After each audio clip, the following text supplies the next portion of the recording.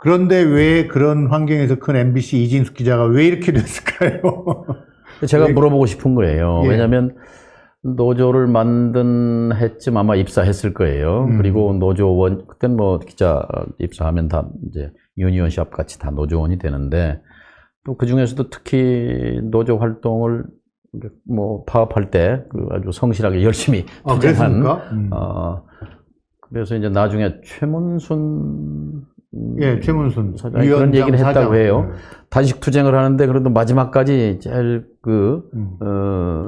일관되게 함께 한 사람이 이진숙 기자여서 자기는 그래서 굉장히 좋은 인상을 받았다. 그래서 워싱턴 발령도 그때 냈다. 뭐 그런 얘기를 했다고 전해 들었습니다만, 그때 단식 농성 파업이라는 게 공정방송에 대한 요구란 말이죠. 그렇죠. 근데 이제 그때 노조는 순수했는데, 이제 이진숙 기자 말입니다. 이진숙 후보자 말이, 그때는 순수했고 지금은 변질됐다 이렇게 말하는데, 노조의 본질은 변하지 않습니다. 공정방송이라는 인간이 변한 거죠. 어쨌든 지금 뭐 이진숙 방통위원장을 임명해서 이제 내일 모레 월요일 날 청문회를 하는 거죠. 24일 날, 25.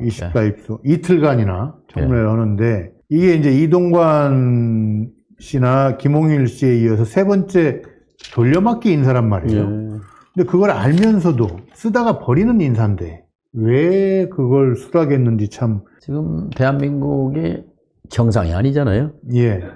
비정상적인 국가 운영이에요.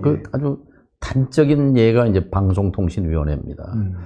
방송법 1조, 방송통신위원회법 1조는 방송의 독립성과 중립성을 명기하고 있습니다. 방송통신위원회를 설치하는 목적이.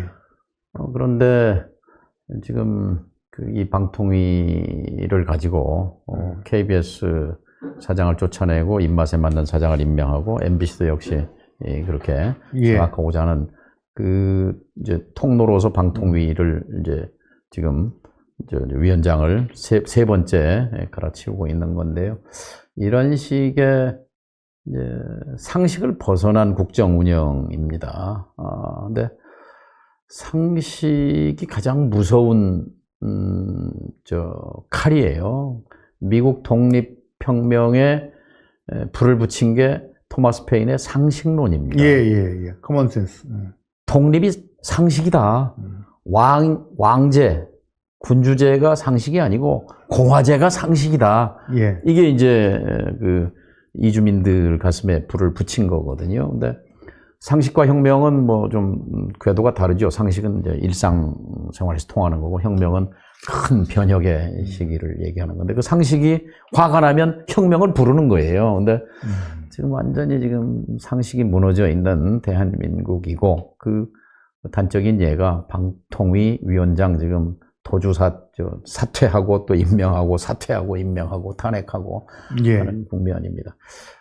우원식 의장이 얘기한 대로 공영방송 이사 선임 절차를 중단하고 방송법에 대한 진지한 논의를 시작해야 할 시점입니다. 정치의 본령이라는 게, 또 대통령의 직무라는 게 첫 번째가 핵심이 국민 통합입니다. 나를 찍지 않은 사람도 함께. 그래서 국민이 통합됐을 때 어려움을 극복해낼 수 있는 에너지가 나오는 거잖아요. 대표적인 게 IMF 때 국난 극복의 에너지가 통합에서 나온 거잖아요. 지금 내 외치가 다 어렵다고 보면 그 힘은 통합에서 나와야 하는데 걱정입니다. 저 양반은 통합을 안 배웠죠. 근데 그렇게 막 몰아치는데 결과도 현재까지 정권 입장에서 보더라도 얻은 게 없잖아요. 그러니까 위원장들만 임명했다가 다 또 바꿔냈지. 더군다나 또 지금 현재 1인 직대 방통위는 앞으로 이거 법적으로 계속 문제가 될 것 같은 5명이 의결을 해야 되는데 지금 겨우 이제 하나 남아 있는 거죠. 이런 사람이 뭘 결정한다는 게. 김현종 TV 보시는 분들은 뭐 다 아시지만. 메디치 미디어 유튜브. 메디치 미디어 유튜브는 메디치 유튜브는 다 아시지만, 이제 일반 국민들 중에는 뭐 5명이고 2명이고 뭐 이거에 대해서 잘 예.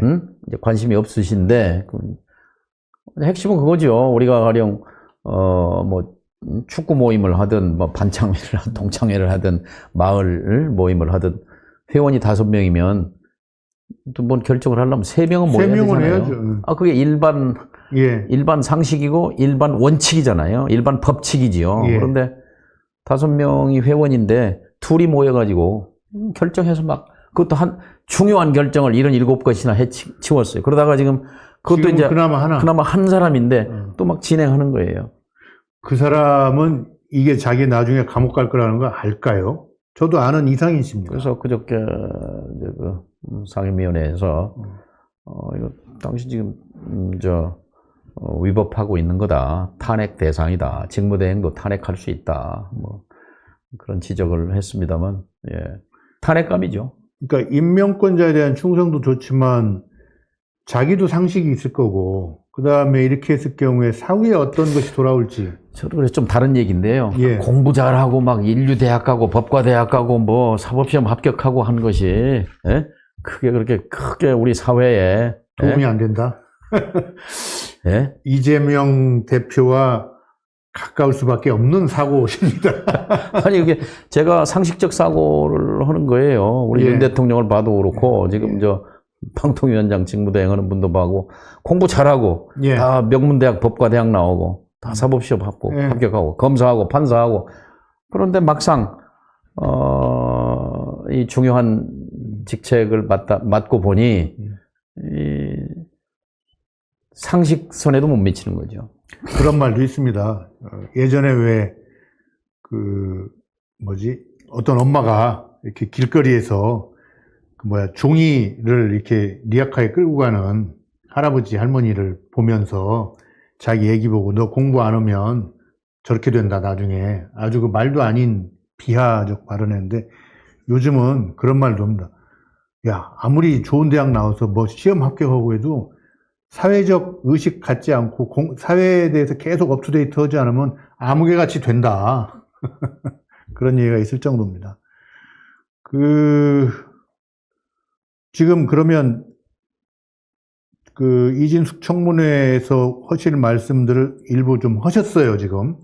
어떻게 보면 이제. 왜 극우적인 인물이 됐는가 하는 게 궁금해요. 좀 물어보려고. 원래 본질이 그런데 그거를 은폐하고 있다가 본질이 드러난 건지 아니면 권력을 쫓다 보니 이렇게 변질된 것인지 좀 물어보고 싶습니다. 나이 먹으면 공부 잘했던 사람일수록 자기 이해관계를 따라가더라고요. 그동안 걸어온 길보다.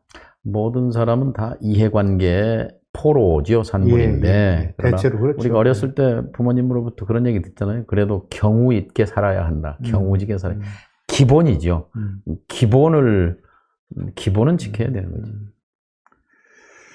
혹시 외국 방송에서도 이사회 구성이나 이런 데 있어서 이렇게 난리가 난 적이 있나요? BBC나 NHK 같은데. 선진국 입고로 상식입니다. 상식이 통하는 사회.